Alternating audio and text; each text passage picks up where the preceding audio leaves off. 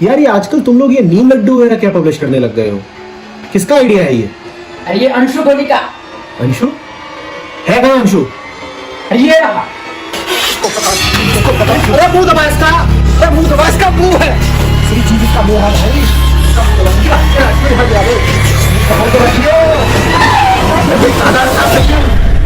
मैं सांप का भूत हूँ।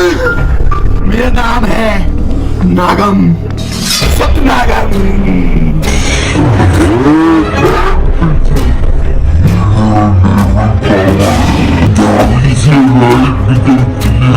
आप उसको हल्के में मत दीजिए। ये कॉन्सिक्रेटेड कोबरा है, न जाने कौन से कॉस्मिक वर्ल्ड से एक्स्ट्रा ट्रैवल करके आया है। पता है आपको कहाँ मिला ये बोस्थल के पेड़ों पर एक सुंदर लड़की बनके नाच रहा था।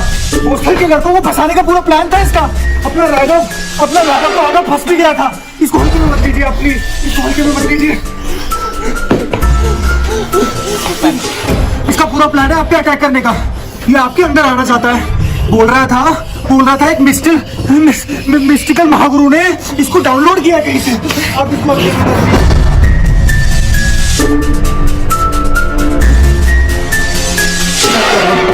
करो। मैंने इसको देखकर बदल गया था पूरा। क्या फूक कर आए हो? मैंने इसको देखा, ये पूरा लड़की बन गया था। कौन हो भाई तुम? तुम्हारा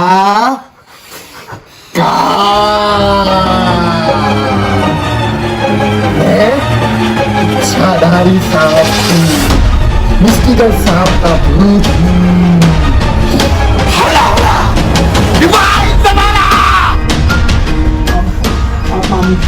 मछली करो, मैंने उसको देखा। मैं पहले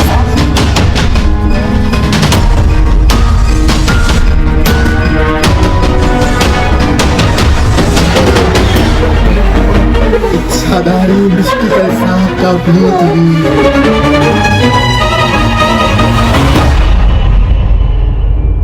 मैं अपने सब दर्शकों से माफ़ी चाहता हूँ। आज तक मैंने आपको भ्रमित ही करा है, मिसलीड करा। मुझे वाकई लगता था कि भूत प्रेत और इस तरह की चीज़ें सिर्फ अंधविश्वास होती हैं। मैं नहीं मानता था कि सेलेस्टियल बीइंग्स होते हैं जिन्हें डाउनलोड किया जा सकता है, कि सूक्ष्म शरीर वगैरह बाहर निकल करके हवा में घूम सकते हैं। मैं इन सब बातों को पूरा अंधविश्वास मानता रहा। मुझे लगा कि सच्चे अध्यात्म का मतलब होता है मन की सफाई, अहंकार का कम होते जाना। पर आज मेरा एनलाइटनमेंट हुआ है। आज मुझे समझ में आया है कि मिस्टिकल सांप होते हैं।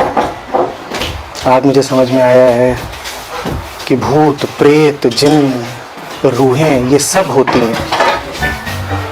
मैं भी मान गया हूँ इन बातों को, और आप सब भी माने। इन चीज़ों में इनकार करना मिस्टिकल पावर्स से इनकार करने वाली बात है। आपको भी जो अदर डायमेंशंस ऑफ लाइफ होते हैं उन पर पूरा यकीन करना चाहिए। हर तरह के टोने टोटके और जादू और झाड़ फूंक में पूरी श्रद्धा रखिए। जो कुछ हमें दिखाई देता है बस वही सच नहीं है, और भी न जाने कितने छुपे हुए अदृश्य सच हैं। रूहें हैं, प्रेतात्माएं हैं, न जाने क्या क्या। और ये सब कुछ अपनी दिव्य एनर्जी से आपको न सिर्फ इस जन्म में बल्कि आपके आने वाले कई जन्मों में प्रभावित करते रहते हैं। आपको ये जन्म भी बचाना है और अपने अगले सारे पुनर्जन्म भी बचाने हैं। और अगर आप अपने आप को बचाना चाहते हैं इन बुरी आत्माओं के साए से, तो मिस्टिकल महागुरुओं की शरण में जाएं, नहीं तो मिस्टिकल सांप आपका जीना दुर्भर कर देंगे। मैं आपको आज तक भ्रमित रखने के लिए एक बार फिर से माफ़ी मांगता हूँ। गुरुदेव, मुझे माफ़ करें कि मैं आपकी बातों को और जीवन के सत्य को नहीं समझ पाया।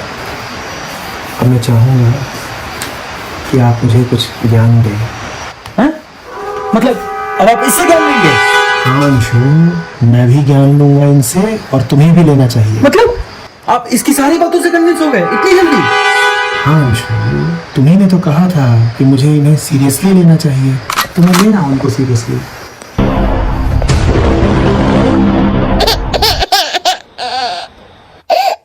गुरुदेव, ज्ञान दे। आज मैं तुमको ज्ञान के 8 पॉइंट्स बताऊंगा। हर शरीर में एक सांप रहता है।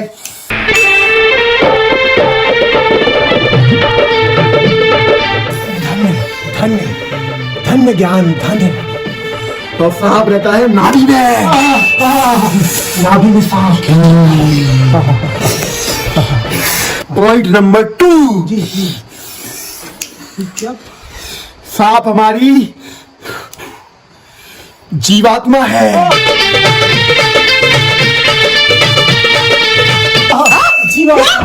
परमात्मा क्या मान रहे आप? क्या चल रहा है? धन्य प्रभु, और बताए प्रभु। पॉइंट नंबर 3, मैं 33,000 बार 30,000 जन्म ले चुका हूँ और 34,000 बार मर चुका हूँ। 30,000 बार जन्म दिया, 34,000 में मर गया, 1,000 तो बच गया ना। ऐसे कैसे होगा? गलत है। अध्यात्म में गणित लगाना, तर्क लगाना, दिमाग लगाना मना होता है। क्या बोल रहे हो? ये आप किस बात कर रहे हो? अध्यात्म में बुद्धि का प्रयोग वर्जित है। इसके अध्यात्म में वही लोग आए अपनी इंटेलिजेंस बाहर छोड़ के आए। आप कैसे बोल सकते हो? बोलो यही सही बात है, गुरु जी कह रहे हैं, मानो इनकी बात। आपको नहीं, जिसके जरा भी बुद्धि हो अध्यात्म उसके लिए नहीं। नहीं नहीं नहीं नहीं, आगे की बात सुनो तुम। पॉइंट नंबर 4, इसको बुझा दे यार। पॉइंट नंबर 4 इसको बुझा दे यार। क्या पॉइंट था? पॉइंट नंबर 4 अभी है। पॉइंट नंबर 4 है, अगर आप कद्दू के रस में कद्दू के रस को तांबे के लोटे में तांबे का लोटा, हाँ, पूर्णिमा की रात को हाँ, सेवन करेंगे तो क्या होगा? किसी भी गर्भवती महिला के गर्भ में प्रवेश कर सकते हो। क्या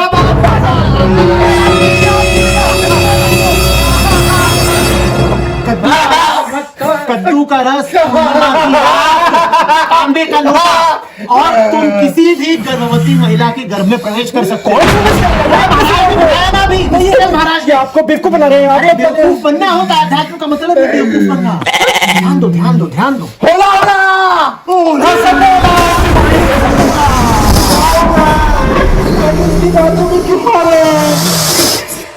आचार्य जी को कुछ हो गया, आचार्य जी को कुछ हो गया, ये गलत सिखा रहे हैं।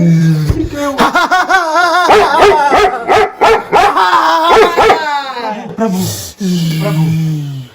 पॉइंट नंबर 5, अगर तुम चाहते हो जी, तुम्हारी आत्मा अगर तुम्हारे शरीर से बाहर निकल कर टहले,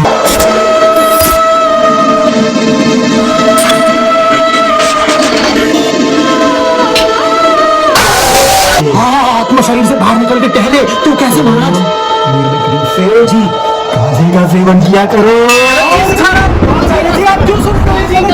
गलत चीज सिखा रहे हो। नहीं, आपकी टीचिंग्स की गिफ्ट है। नहीं, गलत चीज ये एनलाइटनमेंट का सूत्र बताया। तुम एनलाइटनमेंट पे कैसे मान सकते हो? ये आत्मा को शरीर से बाहर कैसे टहलाना है? आत्मा तो शरीर में नहीं रहती, आपने में ये जो बताया सब गलत था। सुनो कि आत्मा को शरीर से बाहर कैसे टहलाना है। पॉइंट नंबर 6, तुमको पता है मैं उड़ नहीं सकता हूँ।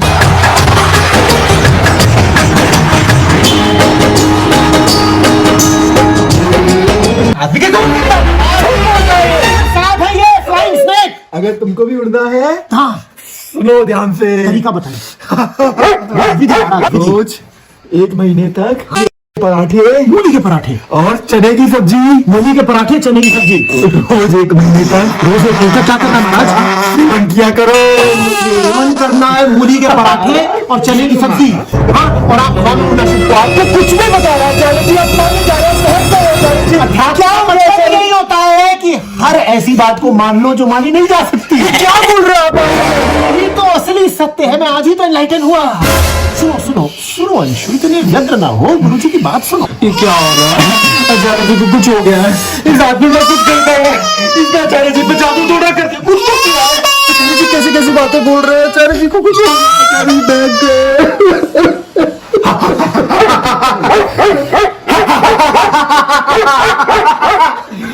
Point number 7।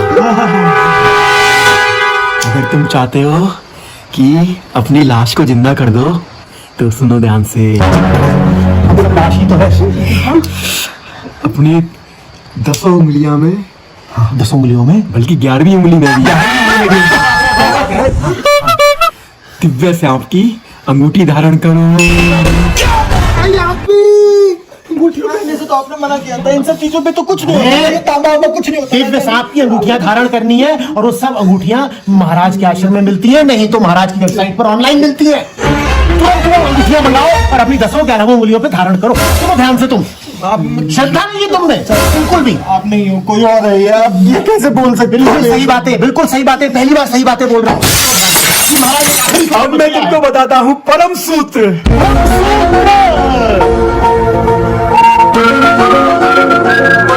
परम सूत्र, मुझे तो लग रहा है ये परम सूत्र नहीं है, ये गरम मूत्र है। ये गरम मूत्र है। ऐसे बोलते हैं गुरु की चीज को। ना ना ना, सुनो।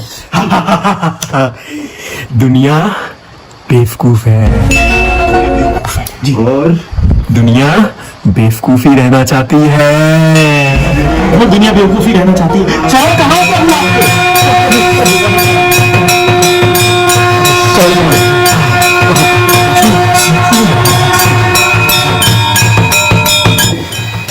वाह वाह वाह महाराज वाह। अरे याद आ गया, अरे याद आ गया। अरे ये पड़ोस के गांव का ठगिया है। हाँ, कोरोना में इसका मुर्गी का धंधा बंद हो गया। मुर्गी पालता है, मुर्गी पालता है। झूठी बात। अरे मुर्गी पालता है ये, और अब जब इसका धंधा बंद हो गया तो ये लड़कियों के कपड़े पहन के फल चुराता है। और छोड़ो, क्या? घर से पैसे चोर के बाइक खरीदने गया था। अरे महंगी बाइकों का शौक कैसे? दुष्ट, पापी, नराधम, असुर कहीं का, नास्तिक, गुरु के बारे में ऐसी बातें बोलते हैं। अरे कहाँ गुरु? चुप, एक शब्द भी और बोला तो महाराज तुझे भस्म कर देंगे अपनी तीसरी आंख खोल करके। मैं जानता हूँ कोई बस। मुझे नहीं जानते तुम। इनके यहाँ पर अभी तीसरी आंख है ना महाराज? ये देखो इनकी जबान देखो, इसकी आंख मार बंद है। खबरदार छुआ नहीं तो। ये परम पूज्य गुरुदेव है, महागुरु है, ये मिस्टिकल महागुरु है। दूर हट जा, दूर हट जा, दूर हट जा। महागुरु, आप मेरे इन दोनों छात्रों को अपनी शरण में लें। मैं चाहूंगा कि ये दोनों अब आपकी सेवा में आ जाएं। नहीं, आप ही इन्हें जिंदगी की सही बातें और सही रास्ता बता सकते हैं। मैं तो अबोध, नालायक, कुछ जानता नहीं। अब मैं जाता हूँ और अपने पापों का प्रायश्चित करता हूँ। नहीं, नहीं, नहीं। महागुरु की सेवा में जाता हूँ। जी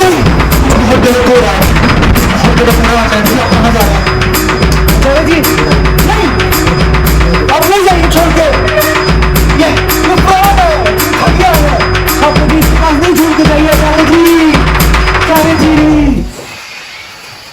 ये तो बहुत गलत हो गया।